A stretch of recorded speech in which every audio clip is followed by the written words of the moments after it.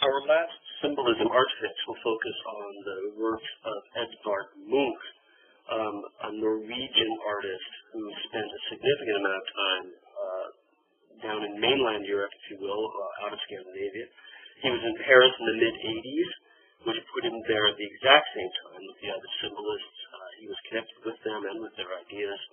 And from there, he moved to Berlin in 1892, where he spent most of the rest of his career.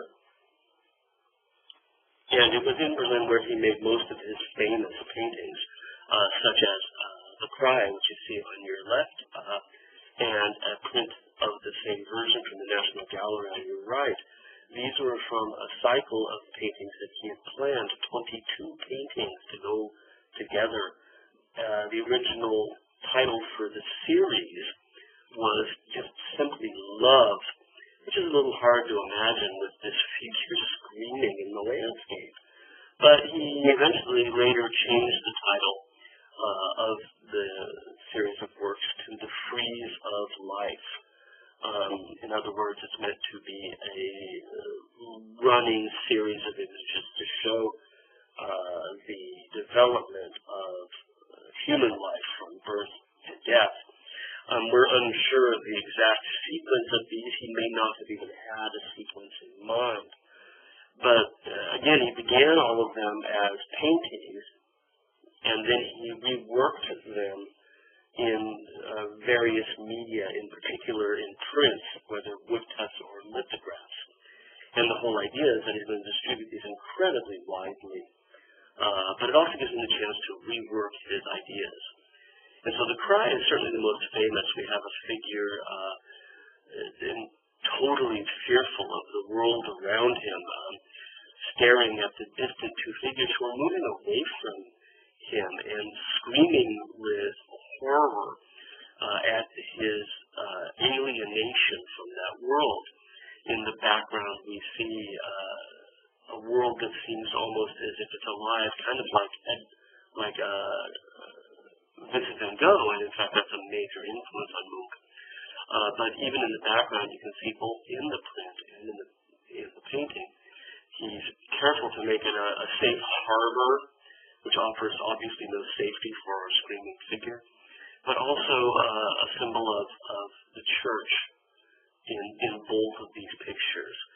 And that is also intended to suggest sanctuary that is not there for this particular figure.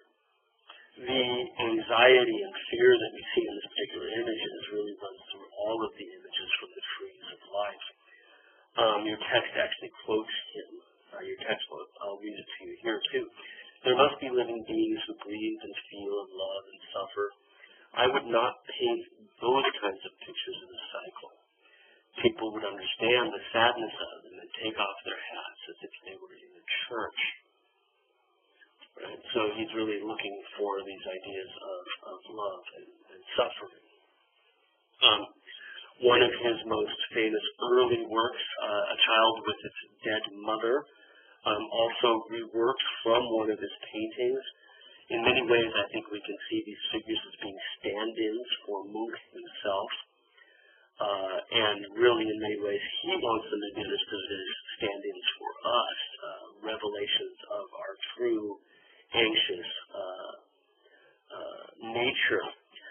His oldest sister died when he was 14. His mother had already died when he was 5, both from tuberculosis. So he suffered quite a bit in his private life.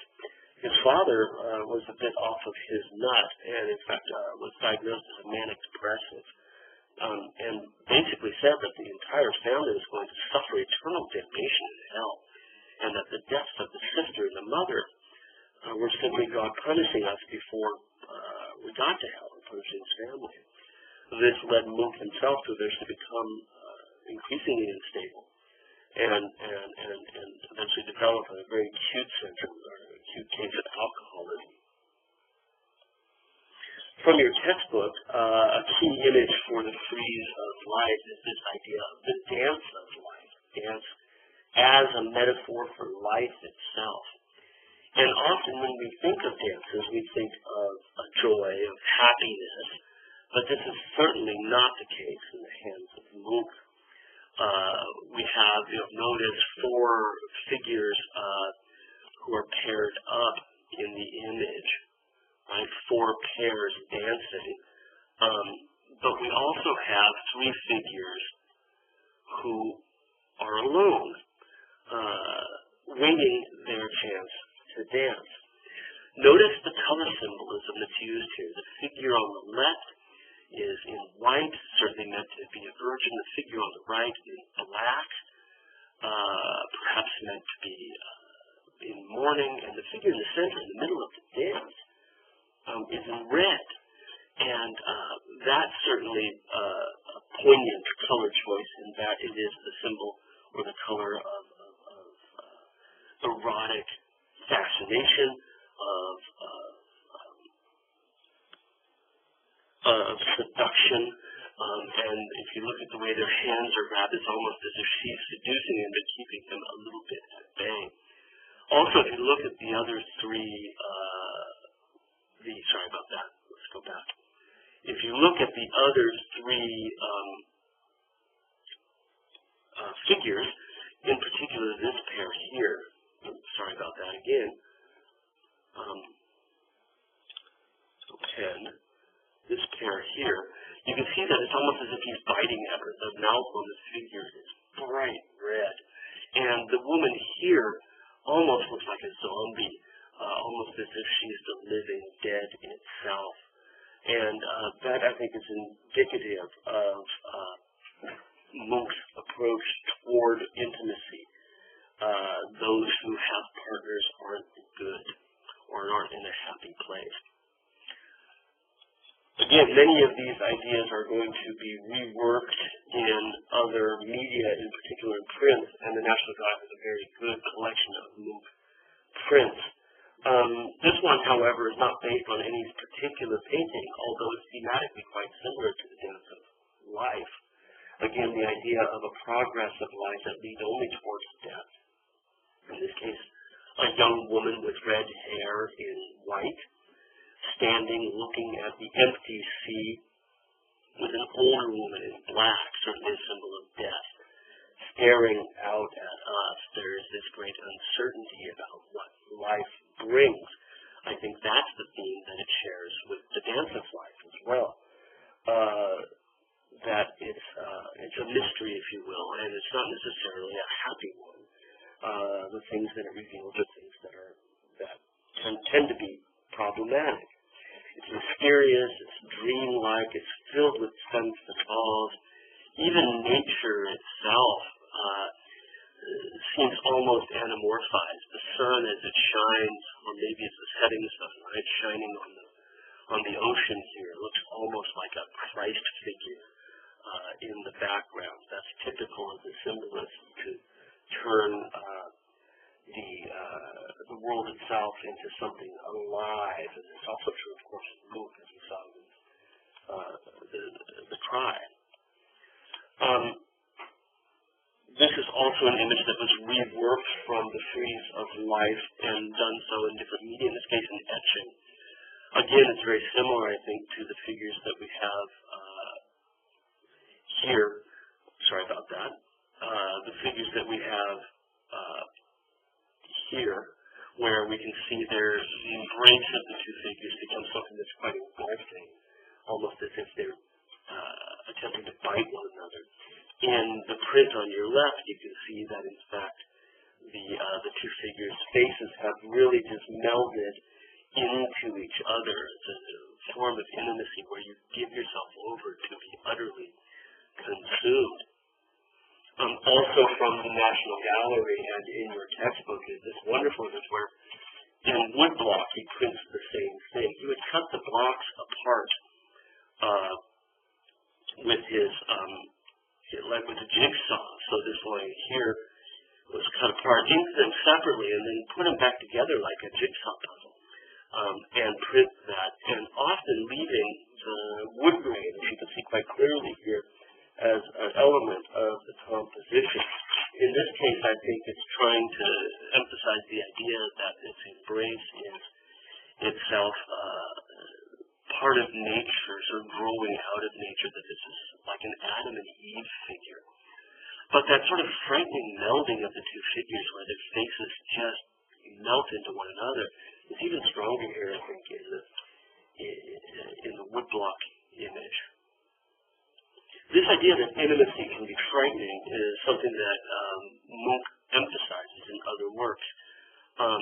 He's fascinated by vampires, and so this idea that an embrace might turn on something else is something that reappears in his work often. I think this is right around the time of Bram Stoker's publication of Dracula. But all of this stems from the fact that venereal disease was rampant at the end of the 19th century, and these artists and writers are fearful of the idea of intimacy, that it can in fact lead to death.